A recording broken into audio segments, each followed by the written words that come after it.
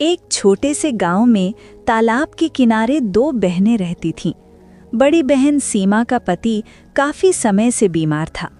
घर की हालत ठीक नहीं थी, इसलिए वो रोज अपनी छोटी बहन राधा के घर काम करने जाती थी।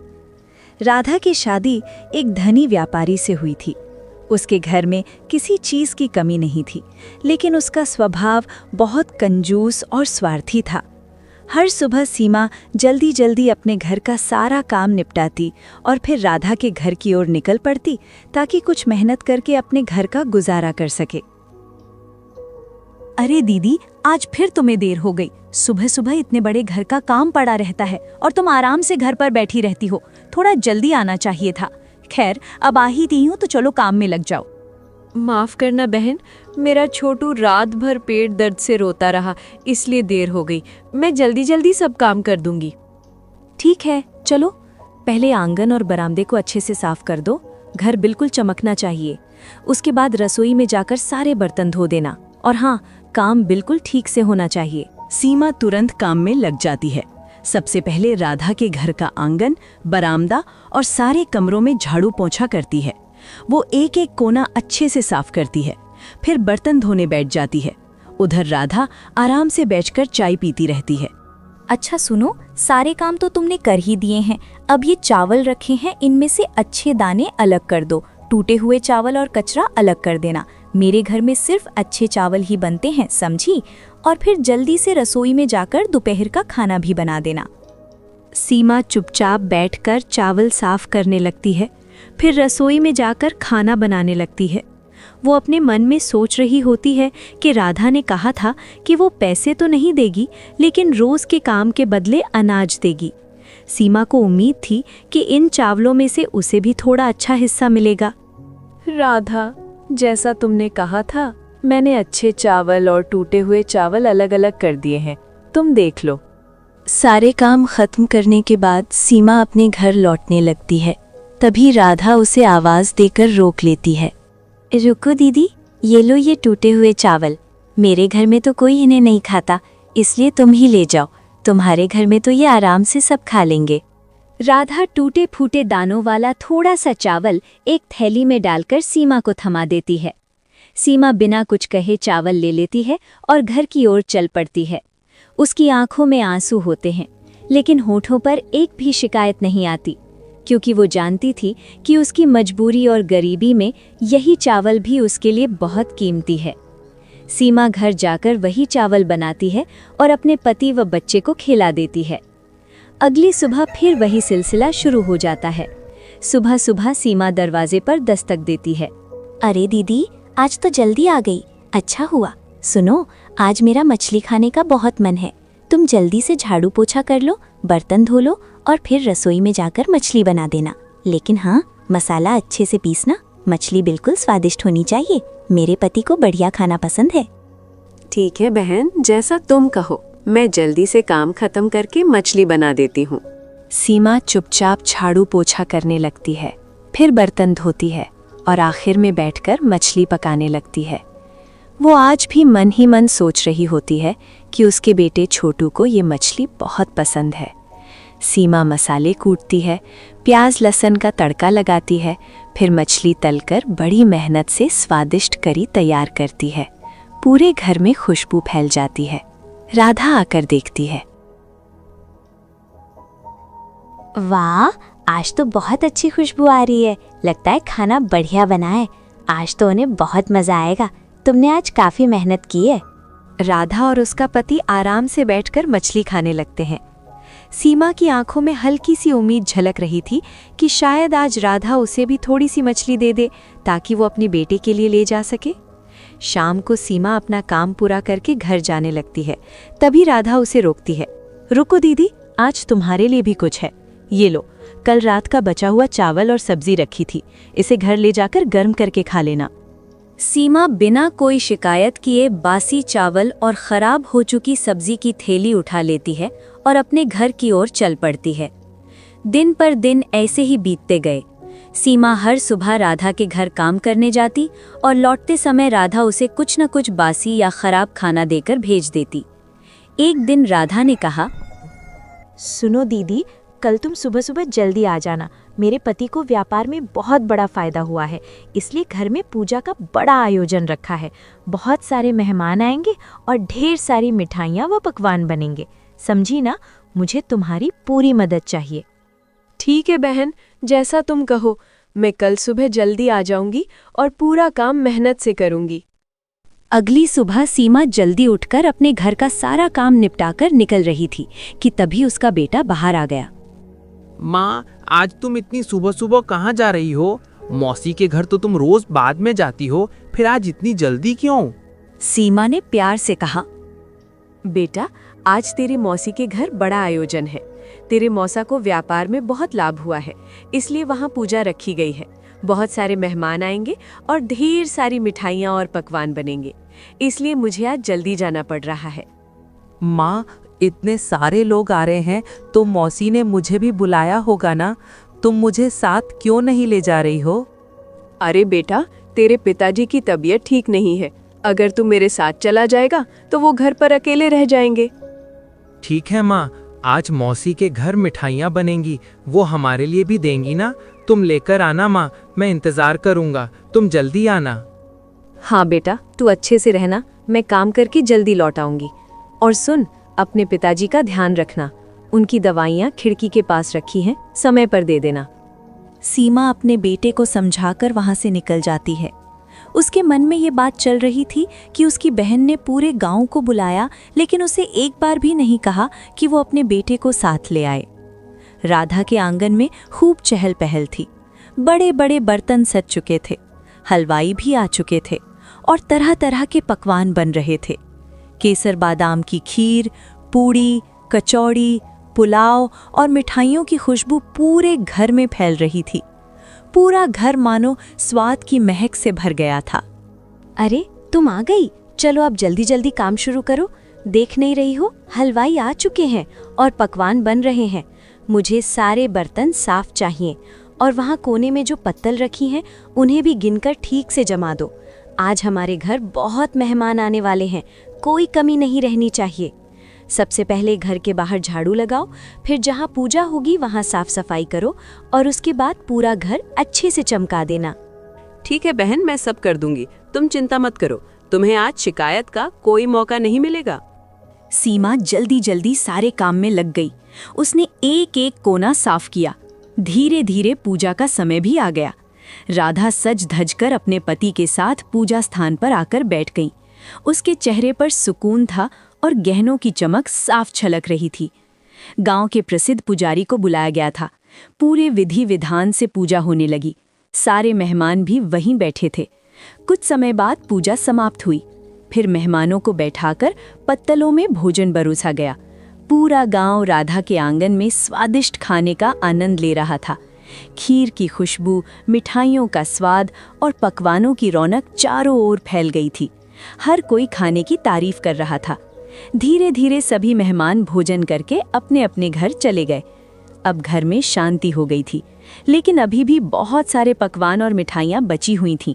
राधा बोली, अरे दीदी, आज तो भगवान की कृपा से बहुत बड़ा आयोजन हो गया।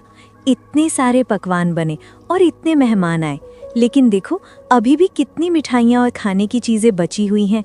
तुम ऐसा करो, इन सबको उठाकर रसोई में ठीक से रख दो और जो मिठाई के बर्तनों में नीचे चूरा और शक्कर जमा है उसे निकालकर अलग कर देना। सीमा सिर झुकाकर बिना थके बिना कुछ कहे सारी मिठाइयाँ, पकवान और बचे हुए खाने को रसोई में ले जाकर सहेजने लगी। राधा अपने कमरे में एक पोटली लिए खड़ी थी। उसने सीमा को अंदर बुलाया। लो दीदी, ये तुम्हारे लिए है। बड़े बर्तनों में जो मिठाइयों के टूटे फूटे टुकड़े बचे थे और किनारों पर चिपकी हुई चीनी है, ये सब तुम ले जाओ, अपने बेटे को खिला देना, क्योंकि मेरे घर में तो ये कोई नहीं खाता। सीमा चुपचाप वो मिठाई के टुकड़े लेकर घर की ओर निकल पड़ी। उसने एक शब्द भी नहीं कहा। आज उसे समझ आ गया था कि उसकी बहन के दिल में जरा भी इंसानियत नहीं है। रोते रोते ठोकर खाते हुए सीमा जब जंगल के रास्ते से गुजर रही थी, तभी उसकी नज़र एक पुराने मंदिर पर पड़ी। गांव में मान्यता थी कि उस मंदिर की रक्षा स्वयं नाग देवता करते हैं और जो भी सच्चे मन से उनसे कुछ मांगता है वो खाली हाथ नहीं लौटता। हे नाग देवता, आज मैं आपके चरणों में आखिरी बार आई हूँ। अब मुझसे ये गरीबी और बेबसी सहन नहीं होती। रोज रोज के अपमान से मेरा दिल टूट चुका है। अगर आपको मुझ पर दया आए तो मुझे यहीं अपने पास बुला लीजिए, ताकि मेरा जीवन यहीं खत्म हो जाए। मेरा बच्चा अब और मेरी आंखों के आंसू ना देखे। आज भी वो मासूम मेरा इंतजार कर रहा होगा कि माँ मिठाई लेकर आएगी, लेकिन मैं तो बस ये शक्कर का चूरा और टूटे हुए टुकड़े लेकर लौट रही हूँ। मैं उसे क्या जवाब दूंगी? कह दूंगी कि तेरी माँ दूसरों के घरों में काम करती है और बदले में बस ऐसे ही टुकड़े लेकर आती है। हे नागदेव, अब मुझ पर दया कीजिए और मुझे यहीं अपने विष से मुक्ति दे दीजिए। सीमा की हर बात नागदेव तक पहुंच रही थी। उन्होंने सब कुछ सुना, लेकिन उसे डसा नहीं। उनकी आंखों में करुणा झलक रही थी। सीमा रोते रोते वहां से जाने लगी। तभी अचानक नागदेव के चारों ओर एक तेज प्रकाश फैल गया, मानो उन्होंने उसे आशीर्वाद दिया हो। जब सीमा अपने घर के बाहर पहुंची तो उसका बेटा दरवाजे पर बैठा उसका इंतजार कर रहा था। उसकी आंखों में चमक और चेहरे पर मासूम उम्मीद थी। माँ, तुम आ गई। देखो ना, मैं कब से तुम्हारा इंतजार कर रहा था। क्या तुम मेरे लिए मिठाई लाई हो? जल्दी से पोटली खोलो ना, मुझे आज मिठाई और पकवान खाने हैं। सीमा कांपते हाथों से पोटली खोलती है और तभी एक चमत्कार होता है। उस पोटली में ढेर सारी रंग बिरंगी मिठाइयाँ, लड्डू, जलेबी, पेड़ा, कचौड़ी और स्वादिष्ट पकवान भरे हुए थे। उसका बेटा खुशी से उछल पड़ा और मिठाइयाँ खाने लगा। हे भगवान, ये कैसे हो गया? मैं तो सिर्फ चूरा और शक्कर लेकर आई थी, ये सब कहाँ से आ गया? वो समझ ही नहीं पा रही थी कि ये कैसे हुआ। सीमा धीरे धीरे घर के अंदर गई और वहां का नजारा देखकर उसकी आंखें खुली की खुली रह गई। उसका घर सोने चांदी से भरा हुआ था।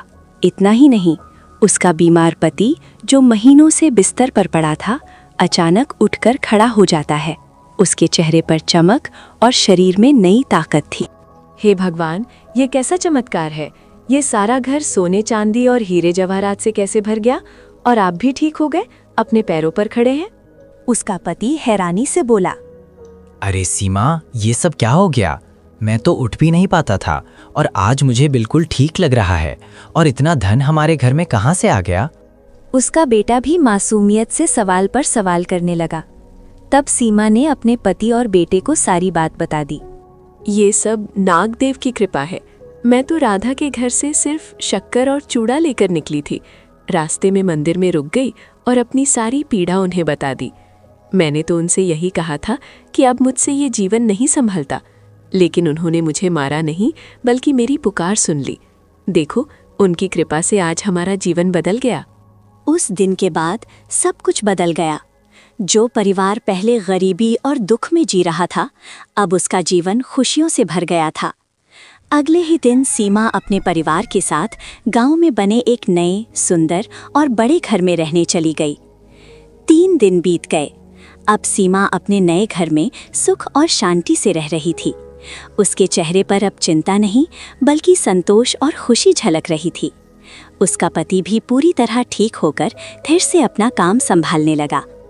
उधर राधा अपने घर में बैठी सोच रही थी कि आखिर सीमा काम पर क्यों नहीं आ रही है। अरे 3 दिन हो गए, लेकिन सीमा अभी तक काम पर क्यों नहीं आई? न सफाई करने, न बर्तन धोने, न ही रसोई का काम। कहीं बीमार तो नहीं पड़ गई, या फिर कोई और बात है? इतना सोचकर राधा ने अपने नौकर को बुलाया। अरे सुनो, तुम अभी जाकर देखो कि मेरी बड़ी बहन कहाँ है। वो काम पर नहीं आ रही, जाकर पता लगाओ क्या बात है। नौकर तुरंत सीमा के घर की ओर चल पड़ा। वहां पहुंचकर जैसे ही उसने घर के अंदर कदम रखा, उसकी आंखें हैरानी से फैल गईं। उसने देखा कि अब उनका घर नया और बहुत बड़ा हो चुका था। उसका पति भी पूरी तरह ठीक होकर खेत की ओर जा रहा था। नौकर ने चुपके से अंदर झांका तो देखा कि सीमा अपने बेटे के साथ बड़े आराम से बैठी थी। चारों तरफ सुख और समृद्धि नजर आ रही थी। वो हैरान रह गया। हे भगवान, ये मैं क्या देख रहा हूँ? कुछ दिन पहले तक तो इनकी हालत बहुत खराब थी और अब तो जैसे किसी बड़े महल में रह रहे हों। नौकर भागता हुआ राधा के पास पहुंचा और हांफते हुए बोला, मालकिन, ये तो चमत्कार हो गया। आपकी बड़ी बहन अब बहुत अमीर हो गई हैं। उनका घर सोने चांदी से भरा है। उनके पति की बीमारी भी ठीक हो गई है और उनका बेटा तो तरह तरह की मिठाइयाँ खा रहा था। लगता है उनकी किस्मत रातों रात बदल गई है। ये कैसे हो सकता है? जब मैंने उसे भेजा था तो बस थोड़े से बचे हुए मिठाई के टुकड़े और चिपकी हुए शक्कर ही दी थी। फिर ये सब दौलत कहाँ से आ गई? नहीं, ये राज तो मुझे जानना ही होगा। शाम को जब राधा का पति घर लौटा तो उसने तुरंत उससे कहा, सुनते हो जी, आपको पता है मेरी बड़ी बहन सीमा अचानक बहुत अमीर हो गई है। उसका टूटा फूटा घर अब महल जैसा बन गया है। उसके पति की बीमारी भी ठीक हो गई। मुझे समझ ही नहीं आ रहा कि ये सब एकदम से कैसे हो गया। अरे वाह, ये तो बहुत अच्छी बात है। तुम्हारी बहन ने बहुत तकलीफें झेली हैं। तुम जाकर उसी से पूछ लो कि आखिर ये सब कैसे हुआ। राधा ने मन ही मन ठान लिया कि वो इस रहस्य को जरूर जानेगी। वो तुरंत तैयार होकर सीमा के घर की ओर निकल पड़ी। वहां पहुंचकर जैसे ही उसने महल जैसा घर देखा, उसकी आंखें हैरानी से फैल गई। उसके मन में जलन और आश्चर्य दोनों एक साथ उठने लगे। फिर वो अंदर गई और बोली, अरे बहन, तू काम पर नहीं आ रही थी तो मुझे तेरी चिंता हो गई थी, इसलिए मैं तुझसे मिलने चली आई। लेकिन ये सब कैसे हुआ? तू इतनी अमीर कैसे बन गई? मुझे भी बताना, आखिर क्या हुआ कि तू रातों रात इतना सब पा गई? राधा, तुम जो मुझे रोज बचे खुचे चावल और सब्जी देती थी और उस दिन जो मिठाई का चूरा और शक्कर दी थी, मैं वही सब लेकर घर लौट रही थी। रास्ते में मुझे नागदेव के मंदिर पर रुकना पड़ा। मैंने उन्हें अपनी सारी तकलीफ बता दी और उनकी कृपा से ये सब बदल गया। सीमा की बात सुनकर राधा के मन में जलन और बढ़ गई। उसके अंदर का लालच अब और तेज हो गया था।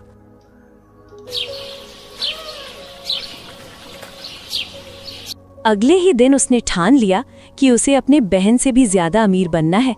उसने अपने पति से कहा, सुनो जी, मुझे सब पता चल गया है कि दीदी इतनी अमीर कैसे बनी। मैं रोज जो खराब खाना उसे देती थी, उसने जाकर नागदेव को सब बता दिया। और देखो, नागदेव ने उसे पल भर में महल जैसा घर दे दिया। हमें भी वैसा ही करना होगा। अरे पगली, हम तो पहले से ही सुखी और अमीर हैं। भगवान ने हमें सब कुछ दिया है। इतना लालच अच्छा नहीं होता। लालच हमेशा इंसान को बर्बाद कर देता है। नहीं, मुझे कुछ नहीं सुनना। वो मुझसे ज्यादा अमीर नहीं हो सकती। उसकी मेरे सामने कोई औकात नहीं थी और आज वो मुझसे आगे निकल गई। अब मैं भी वही करूंगी जो उसने किया। पति ने बहुत समझाया, लेकिन राधा पर लालच हावी हो चुका था। उसी दिन दोपहर में वो सीमा के घर पहुंची और झूठे आंसू बहाने लगी। दीदी, मुझे माफ़ कर दो। मैंने तुम्हारे साथ बहुत गलत किया। अब मेरे पति के कारोबार में भी परेशानी आ गई है। घर चलाना मुश्किल हो रहा है। मुझे अपने घर काम पर रख लो। जैसे मैं तुमसे काम करवाती थी, वैसे ही अब मैं काम कर लूँगी। अरे राधा, तू क्यों चिंता करती है? तू मेरी अपनी बहन है। बोल, मैं तेरी पूरी मदद करूँगी। नहीं दीदी, मुझे पैसों की मदद नहीं चाहिए। बस मुझे काम पर रख लो और बदले में खाना दे देना। ठीक है, अगर तेरा मन है तो आकर काम कर लिया कर। मुझे तुझसे कोई शिकायत नहीं है। सीमा दिल की बहुत साफ थी। उसने राधा की चाल समझ ली थी, फिर भी कुछ नहीं कहा और उसे काम पर रख लिया। अगली सुबह राधा सीमा के घर पहुंच गई। उसके मन में बस एक ही इच्छा थी, किसी तरह वही चमत्कार दोहराया जाए और वो सीमा से भी ज्यादा अमीर बन जाए। अरे राधा, तू आ गई। आज घर में काफी काम है। तू सफाई कर ले, मैं रसोई संभालती हूँ। हाँ दीदी, मैं सब कर लूंगी। तुम्हारा पूरा घर साफ कर दूंगी।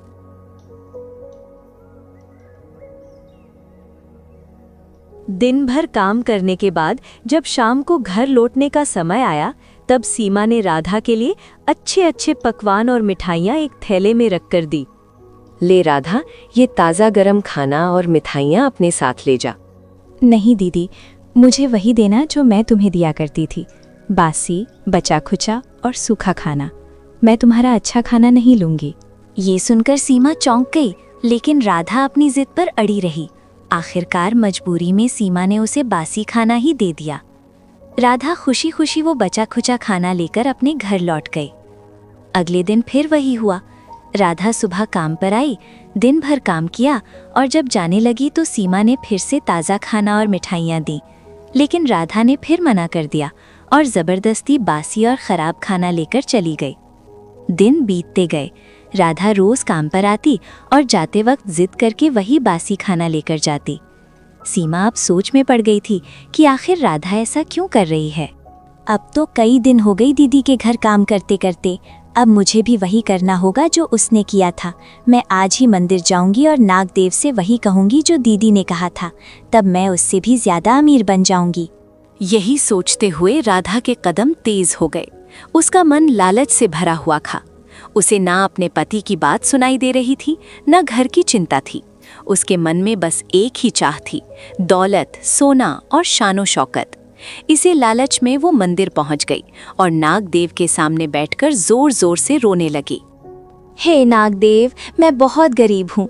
मेरे जीवन में केवल दुख ही दुख हैं। मैं रोज अपनी बड़ी बहन के घर काम करने जाती हूँ, लेकिन वो मुझे कभी ताज़ा खाना नहीं देती, हमेशा बासी खाना ही देती है। आज भी उसने मुझे वही बासी खाना दिया। अब मुझसे ये जीवन नहीं सहा जाता, आप मुझे यहीं डस लीजिए। तभी मंदिर में एक भारी आवाज गूंज उठी। अरे मूर्ख स्त्री, तू लालच में अंधी हो चुकी है। तेरे दिल में अपनी ही बहन के लिए जलन भरी है। मुझे सब पता है। तुझे रोज तेरी बहन अच्छा और ताज़ा खाना देती थी, लेकिन तूने खुद ही जिद करके उससे बासी खाना लिया। नहीं नागदेव, ऐसा नहीं है, मैं सच कह रही हूँ। झूठ मत बोल राधा। तूने अपनी बहन से ईर्ष्या की, झूठ बोला और अब लालच में आकर मुझसे मौत मांग रही है। अगर यही तेरी इच्छा है तो मैं उसे पूरा करता हूँ। मुझे माफ कर दीजिए नागदेव, आप सही कह गए हैं। मैं लालच में अंधी हो गई थी, मुझे मत डसिए। ठीक है, मैं तुझे नहीं डसूंगा, लेकिन तेरे लालच का फल तुझे जरूर मिलेगा। मैं तुझे श्राप देता हूँ। तेरा आलीशान घर एक झोपड़ी में बदल जाएगा। तेरे घर का सारा सोना, चांदी, हीरे जवाहरात सब ईंट पत्थर में बदल जाएंगे। तू मेरे सामने गरीब बनकर आई थी ना, अब कुदरत तुझे असली गरीबी दिखाएगी।